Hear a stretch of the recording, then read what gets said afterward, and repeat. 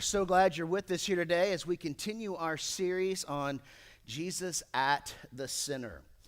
You know, we've been looking at this idea, this understanding that life is full of chaos. Anybody relate to that?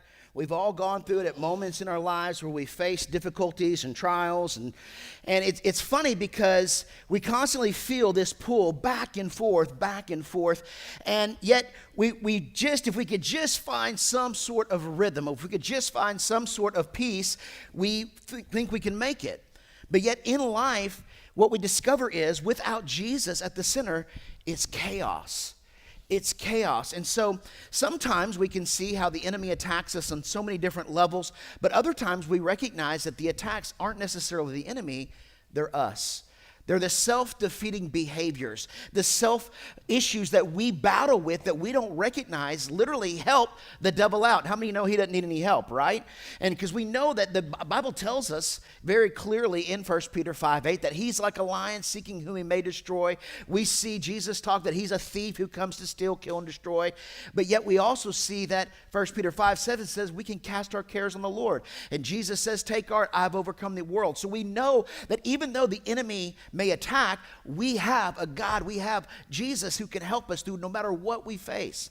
However, when we oftentimes begin to let our guard down, when we oftentimes forget and don't put Jesus at the true center of where he should be, what happens is chaos begins to ensue. So we've been looking at Newton's cradle, kind of going back to this idea, of what it used to be like in school. So if you think of it like this, if you have Jesus here at the center, that no matter what happens, no matter what chaos ensues, there is peace in the middle. There's peace in the storm.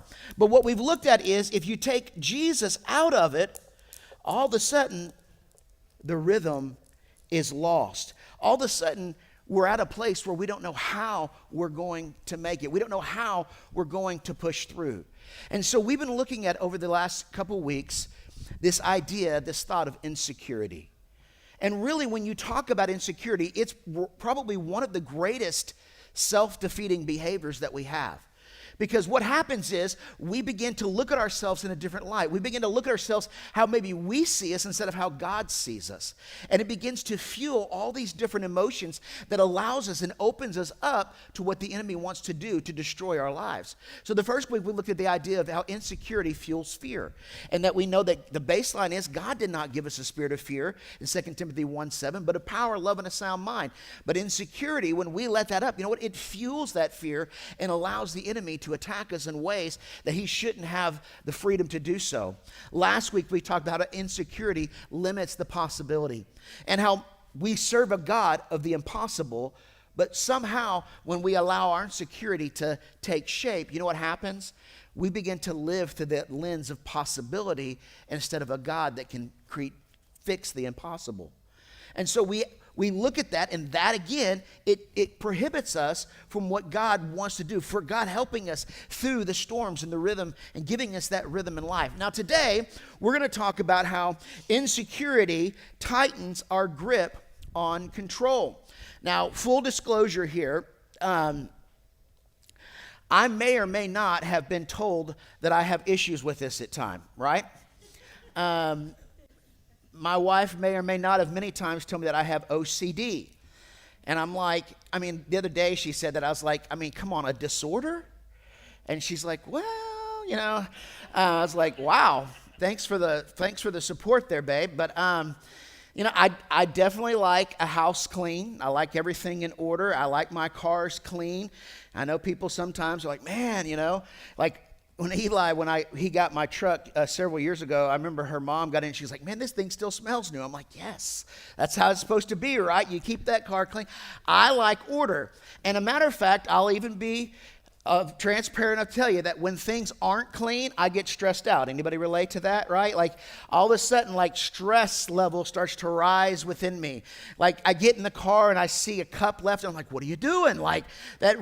Food smells up the car. It ruins it, right? Anybody else a little crazy like that with me? So I will admit that there are some areas in my life that I could work on this in. Now, fast forward to, as I was preparing this message this week, I love how the Holy Spirit loves to reprimand you. Anybody have that? You know, sometimes you're going through that, you read these scriptures and it's just like, I felt like I was getting a spanking. Anybody ever had that moment? I was like, come on, God, this is tough. All the way up to even last night, I felt like he was trying to teach me. So I want you to know, if you're like, man, he's kind of stepping on toes this morning, don't worry. I've already walked through this and felt all of this in the roughest sense of the way. But I know this, all of us deal with control at some level. You know why? Because control is often masked by insecurity. That insecurity, it acts as a mask for us because we put on this whole aurora that we've got it figured out and all is well and we got it going on. But inside, there's a lot going on. And you know what else I know? Anybody and everybody here faces with insecurity at some level in your life. None of us are exempt because we're imperfect people. But yet when you have Jesus at the center, when we put him at the center, you know what happens? Everything begins to change. But here's a statement I want you to think about. Because if you're sitting here today saying, well, where do I have control issues? You know, maybe you're like, I feel like I'm pretty cool, like everything's great. Well, think of it like this. Where you try and control the most reveals where you trust God the least.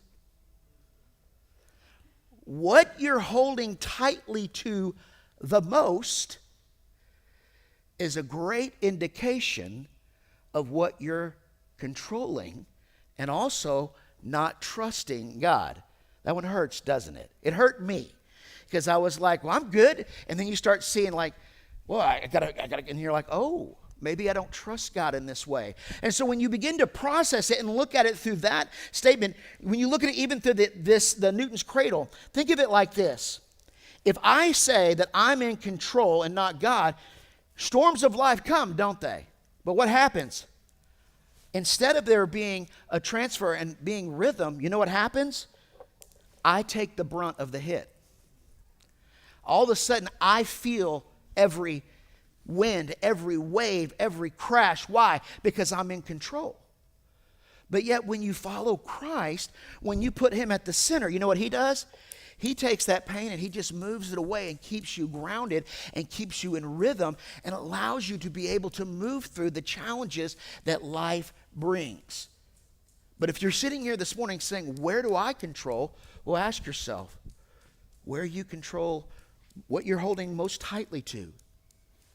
That's revealing where you least trust God and you are trying to gain control. So I want to look at a story of a man in Judges chapter 13 through 16. In Judges chapter 13 through 16, we see this story about a man named Samson.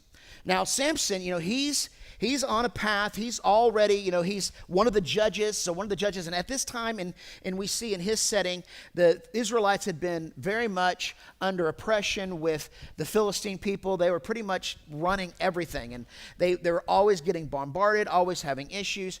And so here Samson is. He rises up, and God brings him onto scene for a reason. So Samson, he's a Nazirite. He has a Nazirite vow. So basically, he doesn't cut his hair. Everything's, you know, he has a supernatural strength that God gives him. And God's going to use Samson to literally just push out the Philistines and regain control over the Israel, the country, the nation of Israel. Now, here's the problem.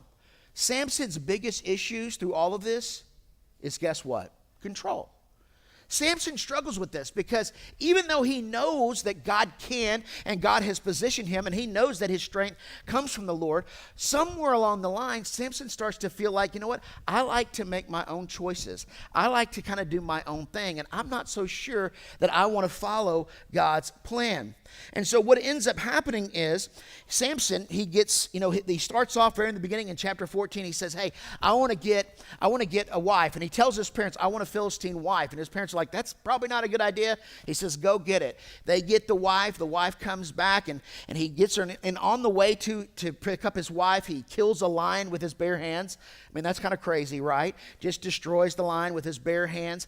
Then as he comes back, there's actually some honey. A bee had beast had formed a honey in the carcass. So he sees that. And then when he goes at the wedding feast, he kind of tempts people because he likes control. So he throws out this riddle and he has fun with them. And all along you see this control go to the fact that basically he gets from that, these guys get the riddle. They figure it out because they basically manipulate his wife to telling him what it is.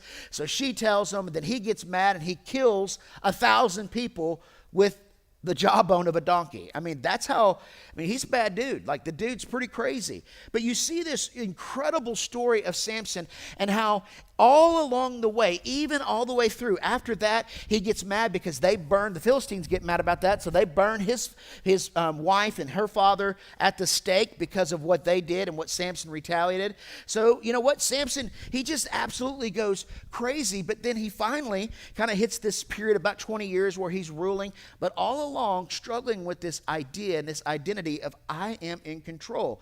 Even beginning to look at his strength, like his strength is his strength, not God's strength. And what's interesting is when you get into chapter 16, you start to see God revealing some of this. Because now he still has the issue with women where he wants to be in control. He still has the issue with vanity. It's all about him and that control factor. But now we start to see it play out. We start to see some principles that really show us how it affects our lives.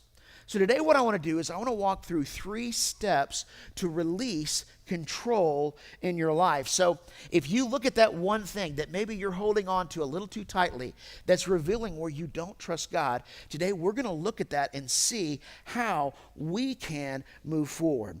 Now, the step number 1 is this: ask God to reveal what you are gripping too tight. Now, this is a hard one, right? This is a hard one because to ask this, we're actually asking the Holy Spirit to reveal some things. And let's be real, a lot of us don't like the reality of what we're going to find, right? When we ask this, we're saying, Lord, reveal. And even as I walked through this message, as I shared this week, many things kept coming to the surface. And it's funny, some of the things I wasn't even praying for, right? But I had that prayer, Lord, show me what I'm struggling with. Show me where I'm having control. You know what happened? All week long, something would come up, and I'm like, really? Like, I thought I was okay with this, right? But you know what? You begin to see if I'm holding on too tight, that's an indicator that I'm in control and not allowing him to be in control. And when you look at Samson, one of the areas he liked control was women. He chose the Philistine wife, and later on he decides that he wants another Philistine wife. So he goes and he finds this woman named Delilah. And even with Delilah, you know what he discovers? He loves this element of control. He teases her. She'll ask him because the Philistines were trying to basically get rid of Samson because he was pretty much a thorn in their flesh. And so they come to her and they're like, how do we defeat him? Tell us how he gets his strength. And so he was literally playing mind games with Delilah the whole time, having a good time with it. And then, you know what happens?